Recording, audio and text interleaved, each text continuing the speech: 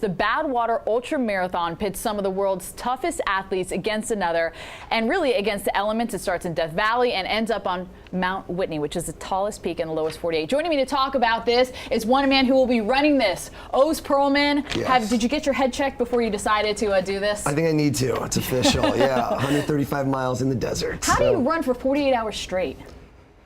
You try to focus on one step in front of another and don't stop. Let's talk about the heat then. When you're starting off in Death Valley, where do you have to run so that you don't burn your feet, or what do you have to wear? So wearing normal shoes, but you are on the road the whole way. So you run on the white line. That's what everyone tells you to do because the asphalt is about as hot as a frying pan. So if you keep running on the asphalt, your shoes will melt over time. So you're going to go from the hottest place on the planet up to the top of the highest peak in the lower 48. What is the weather like as you're winding your way up?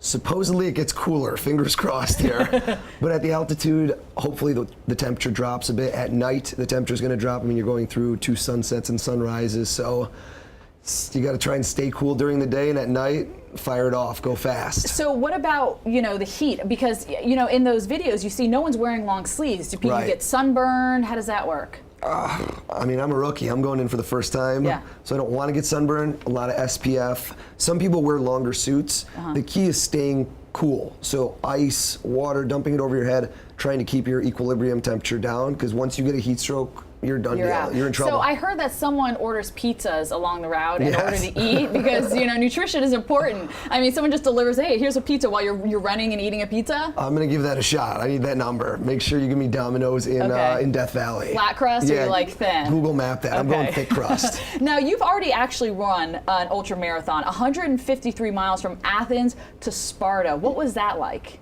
It was incredible. It was very, very difficult. It's similar to this race. We did it last year. I actually did it with a buddy. We both ran it together. We finished together. We were one of 3 Americans that finished. Temperatures were in the high 90s. So the finisher rate was the lowest it's ever been at the race. 20% of the people finished. Wow. So for every 5 people that started, 4 of them, you were like scraping them off the ground with a spatula. Oy vey. Let's hope that doesn't happen to you on this one. Yes. It starts in what, 5 days or something like that? No, 2.5 days. Monday morning.